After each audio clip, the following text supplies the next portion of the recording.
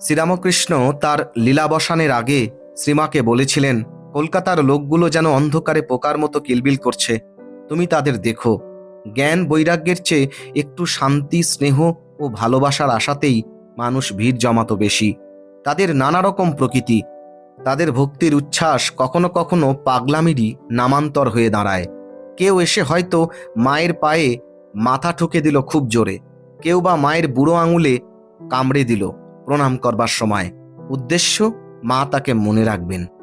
কেউ হয়তো প্রণাম করতে এসে দীর্ঘ প্রাণায়ামনাশ করে পূজা শুরু করে দিল মায়ের। ওদিকে মোটা চাদরে সর্বাঙ্গ আবৃতা মা গরমে গলদঘর্ম হচ্ছেন। মা এইসব ভক্তির উপদ্রব সহ্য করতেন হাসি মুখে। প্রতিদিন প্রাণ ভরা আকুতি নিয়ে অপেক্ষা করতেন ভক্তদের জন্য।